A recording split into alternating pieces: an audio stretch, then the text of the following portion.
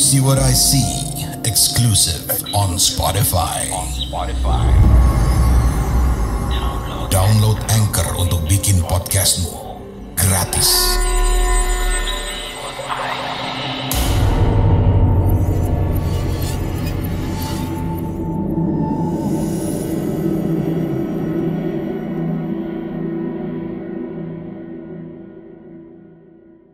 Halo warga desa Sukawati, balik lagi di Mencekam, menceritakan email kamu.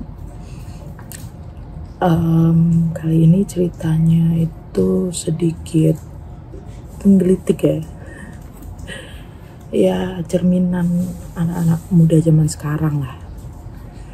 Tapi semoga aja enggak sih. Dan sebenarnya ini hantunya itu bisa dibilang hantu yang baik ya. Mengingatkan gitu. Oke, mungkin sih aja kali intronya biar kalian dengar sendiri seperti apa. Ini dia Mencekam.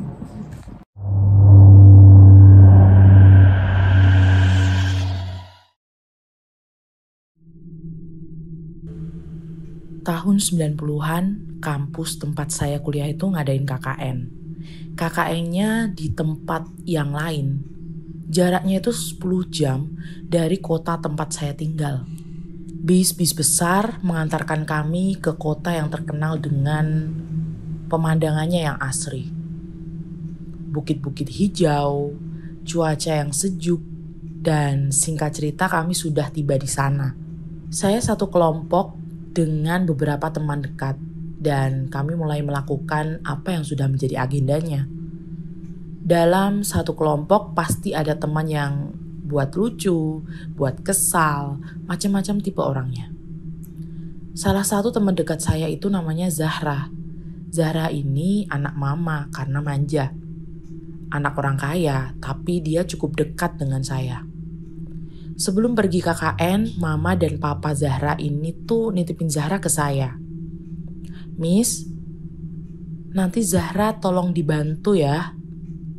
Jangan aneh-aneh dan macem-macem. Maklum, namanya tempat orang. Iya bu, ucap saya berjanji waktu itu. Zahra dan keluarganya ini memang baik sama saya. Kayaknya sudah lebih 1 kali orang tua Zahra itu bantu keuangan saya di kampus. Sehingga mau gak mau ya waktu itu saya harus mewujudkan apa yang menjadi keinginan orang tua Zahra.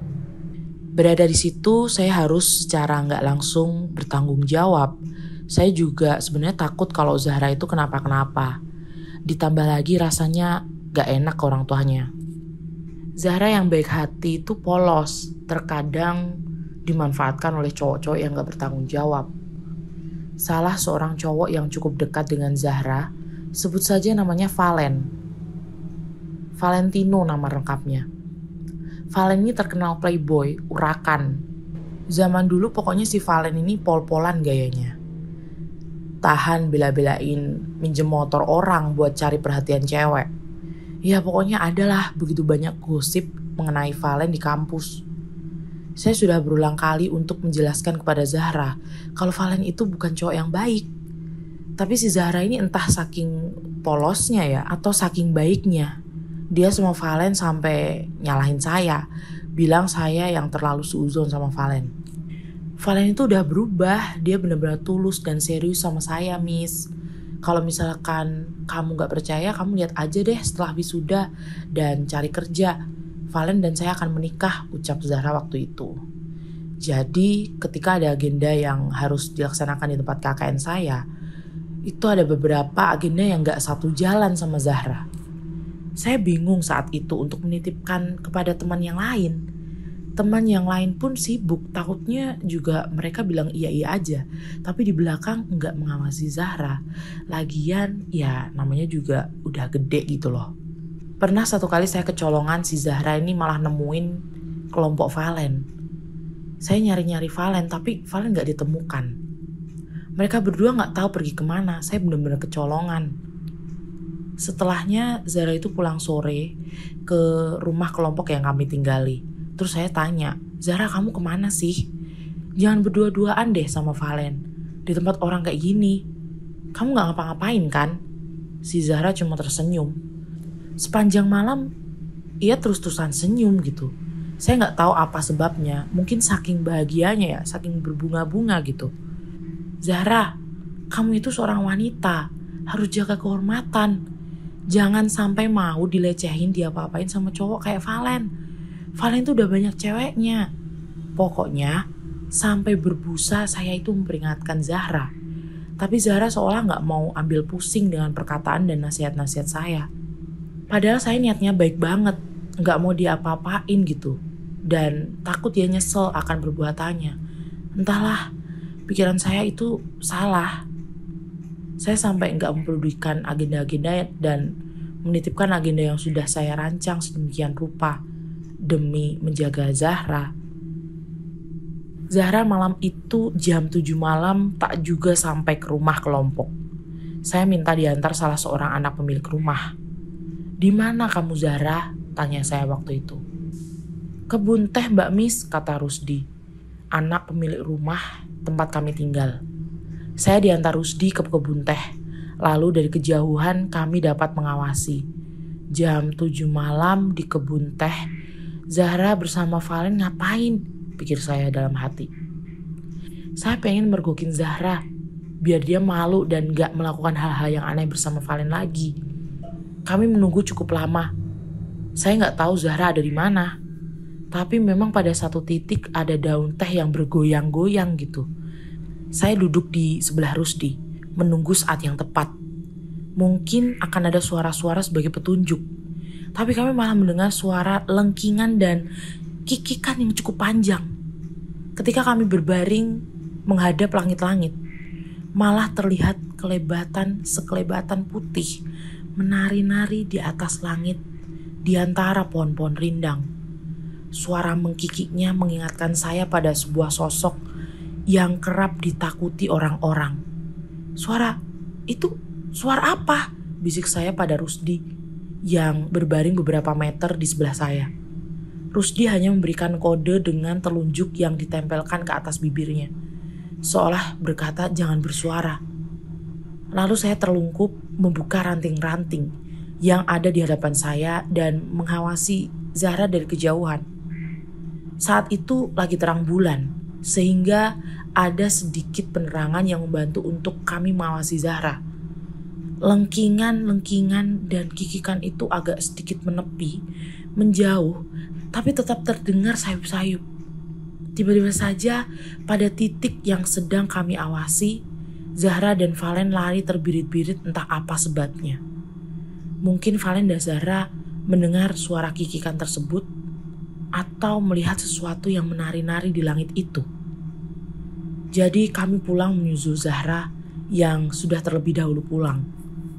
Lalu ketika kami sampai rumah, saya bertanya kepada Rusdi, "Tadi itu apa?" tanya saya. Rudi hanya mengangguk lalu masuk ke dalam rumah. Saya bergidik, tapi fokus saya memarahi Zahra dan memperingatkannya lagi. Malam itu, jadi di kamar setelah teman-teman melaksanakan sholat Isya dan sibuk dengan catatan mereka, saya mengajak Zahra berbicara. "Kamu ngapain di kebun teh tadi sama si Valen?" Zahra tertunduk. "Kalau kamu macem-macem lagi, kuntilanak terbang itu pasti akan ngikutin kamu kemana-mana. Mungkin dia gak suka kamu aneh-aneh sama Valen di kebun teh itu," ucap saya seolah kehilangan akal. Saya benar-benar gak tahu bagaimana caranya harus menasihati Zahra. Tapi sepertinya senjata kuntilanak terbang itu benar-benar membuat Zahra diam selama beberapa hari. Saya cukup tenang. Saya bisa mengerjakan agenda-agenda saya untuk masyarakat dengan lebih fokus lagi. Tapi sayangnya itu gak berjalan lama.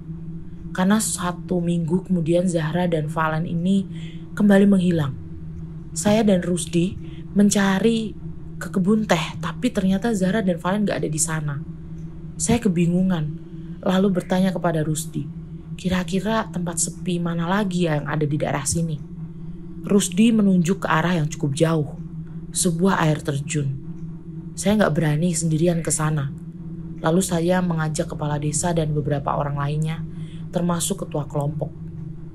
Saya pikir Zahra dan Valen harus sedikit diberi pelajaran kali ini. Saya gak bisa menjaga Zahra sendirian.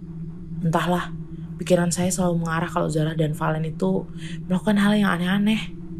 Terlebih lagi mulut Valen itu benar-benar manis dan Zahra itu ada garis yang polos. Setibanya di jalan besar di bagian ujung, kami harus mengambil jalan ke arah yang lain. Tentunya kami saat itu mengendarai mobil walaupun hanya mobil bak terbuka saja. Mobil itu milik orang yang saya sudah cukup kenal. Setidaknya saya punya teman yang bisa membantu saya waktu itu. Kami mengambil jalan yang cukup sempit, jalan yang cukup terjal, naik dan turun.